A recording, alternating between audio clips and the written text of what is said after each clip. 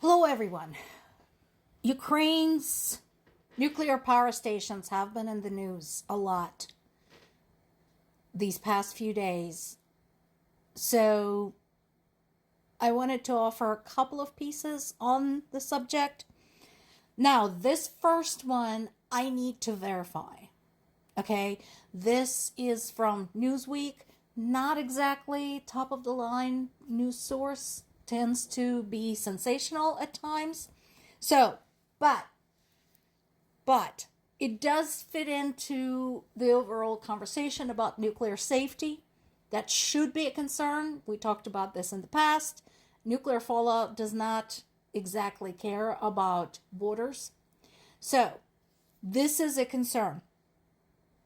Apparently, over the course of these latest strikes against Ukraine's energy infrastructure by Russia, there's been an interruption of power supply to the Chernobyl nuclear power plant. And this is not the first time.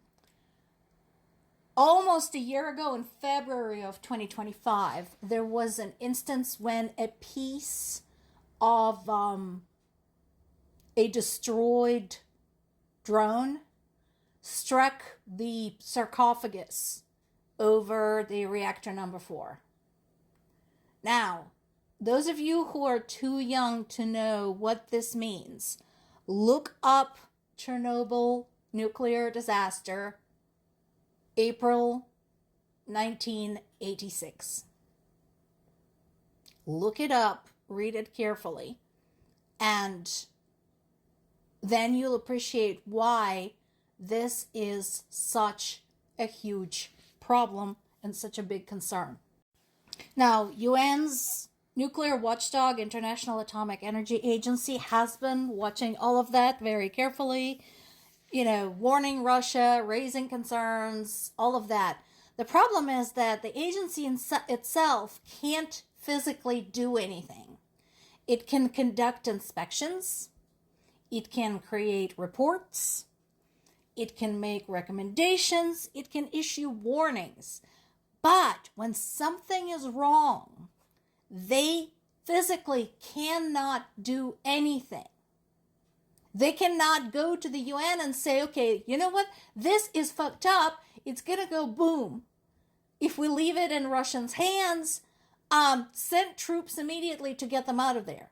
They cannot do that. So,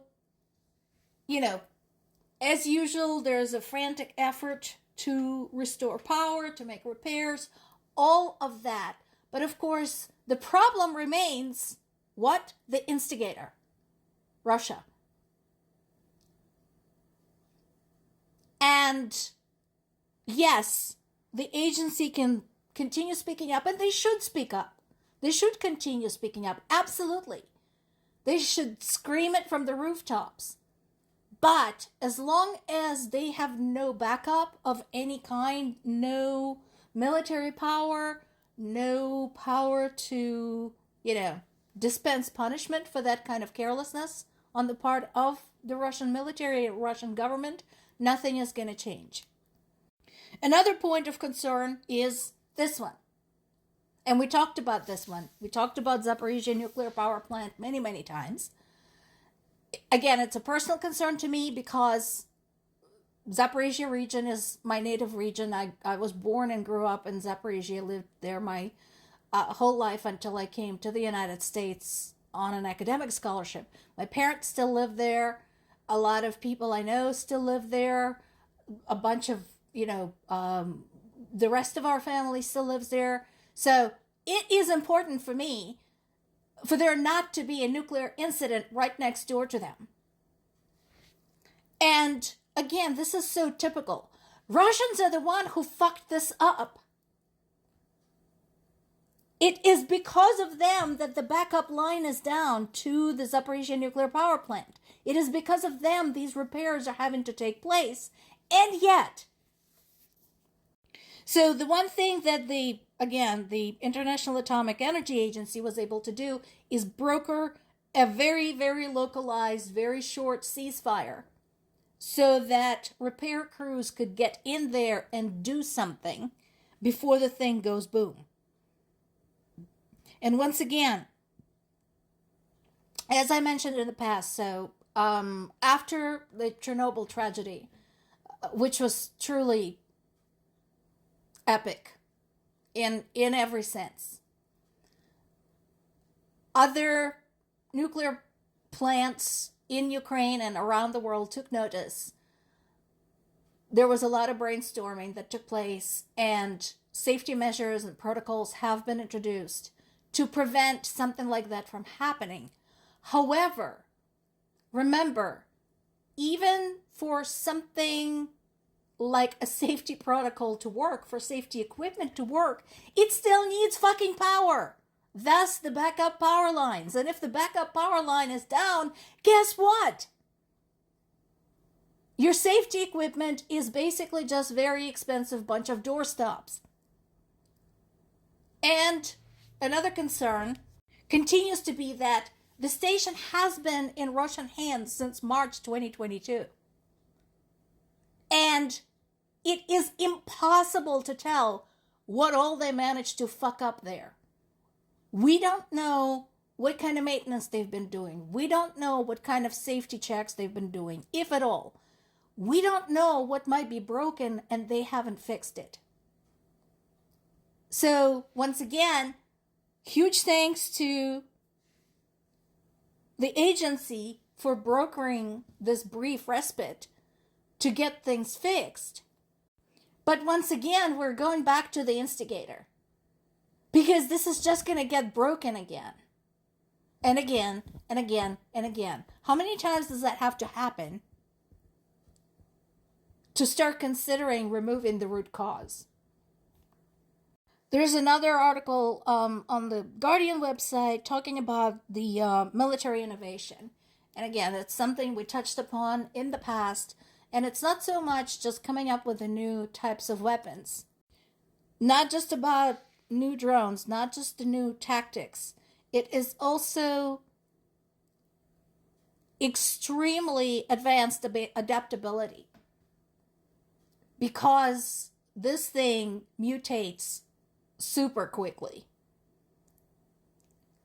Now, Zelensky also is still addressing the issue of air defense. Again, to reiterate, for people who are saying, well, we can't let Ukraine attack Russia, which I don't understand. But anyway, this is not for attacking Russia. This is for protecting civilians who are being attacked by Russia. I don't know how much more we have to explain this, but this is what air defense is for. Look what Russia is doing to people. This is not at the front. This is not military targets. And we continue seeing that. We continue seeing apartment buildings struck. We continue seeing businesses struck, schools, hospitals, bridges, roads, whatever they manage to hit.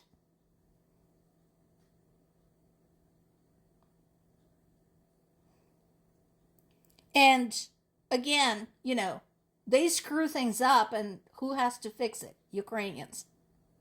And remember, one of Russia's conditions for peace was not to be held responsible for any of this. We're talking about all of the damages they have inflicted, all of the stuff that they just wiped off the face of the earth, such as numerous towns and villages, such as the city of Mariupol, and what they're now doing to other cities still surviving.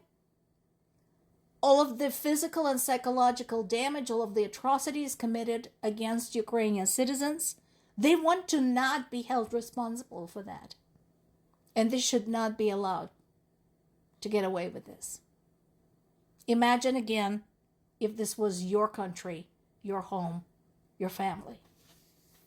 More to come.